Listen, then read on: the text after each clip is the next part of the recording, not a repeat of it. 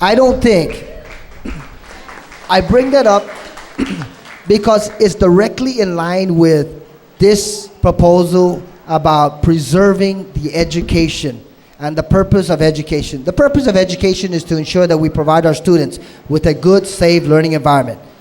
But the ultimate purpose in education is to ensure that our students are educated.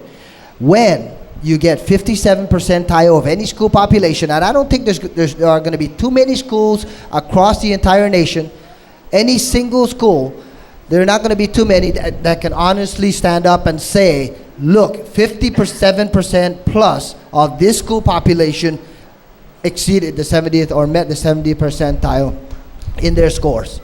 That, I think, is the underlying message in terms of endorsing this proposal. And you only look at the numbers and it goes back to we are responsible for finding the money. We are responsible for appropriating the funds.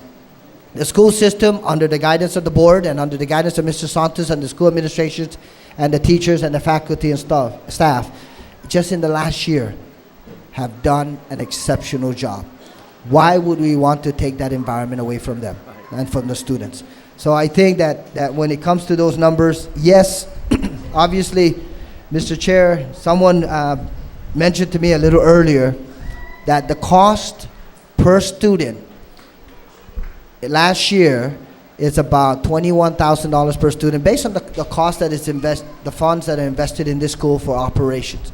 Now, if it's $21,000 per student, tell me something. If you have 57% of those students meeting and exceeding 70% of the entire nation's elementary school students, isn't that worth an investment? That I think is a question that we need to ask ourselves, ladies and gentlemen, before at least anyone jumps the gun and opposes the concept of keeping the school in a small community and a small student population environment and making sure that we move in that direction. There's something that Mr. Macchio, by the way, Blas. That's right. Okay. Something that you mentioned that I have an appreciation for, and that is the long-term vision of the community. Rather than taking the school out of the community and rather than relocating the school to another district, I think your idea of the longer-term vision of perhaps bringing more parks, more resources into this school community so that in fact it can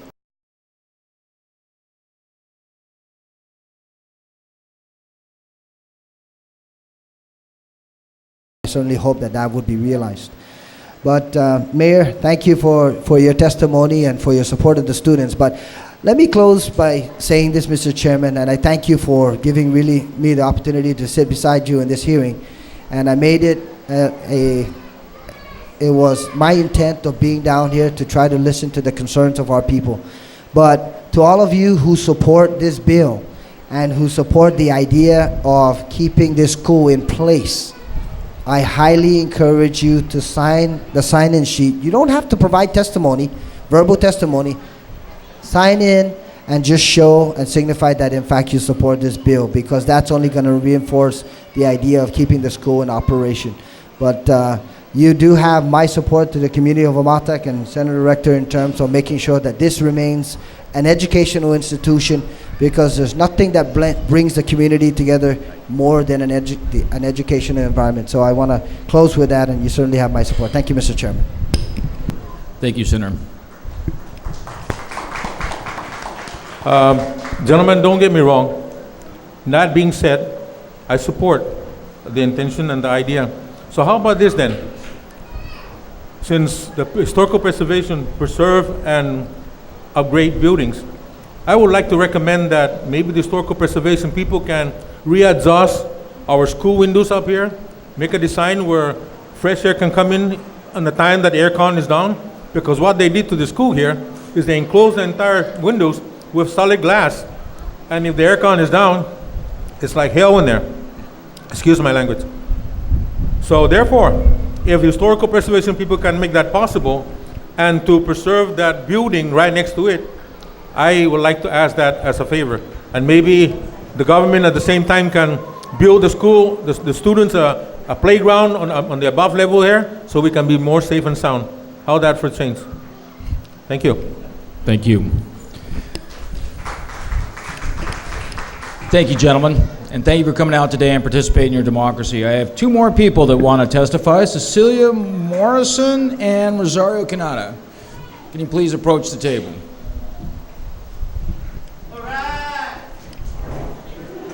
Thank you, Senator. Good morning. My name is Cecilia Canata Morrison. I'm a resident of Humatic, and I used to be the mayor of Humatic also. I'm here to testify in favor of or support the bill that you wrote. And I've been reading a lot of the literature that you've been sending out in email. Thank you very much. Even some of the things that are not related to the Sanchez Elementary School are quite vital information that I think serves the public very well. Thank you again for all of that. I think in the earlier information and communications that you presented before the community earlier, you pointed out some of the things. I'm just going to make it very short. Some of the things that make a school a successful school, and many of the people who have testified earlier, and even Senator Frank Agun, in your write-ups, Senator Rector, you had listed down the successes of Sanchez Elementary School. We used to think, if you have a great leader, you have a good faculty, your school, your students are going to be, all of that come into play. But I think in all of the years that I can remember, and all of the debate, the communication, the articulation that goes on about what we need to do about our educational system has always been for the betterment of the students. And what more is a model of the betterment of what this community of Humatic has been accomplishing, as Senator Agun had pointed out, that we have been able to not just survive and not just succeed, our students, that is, in their performance insofar as their educational performance are in the school. We strive, I watch all of the exchange between the board amongst the board, the legislature, between the administration, and all of our leaders in every aspect of our community speak about a good educational model. And I truly appreciate the earlier information that you passed out, Senator Rector, about what this school represents. That such is a model school that we've all been striving for. And now we're going to close it down because we're spending too much money. And isn't that what ultimately we have been trying to do?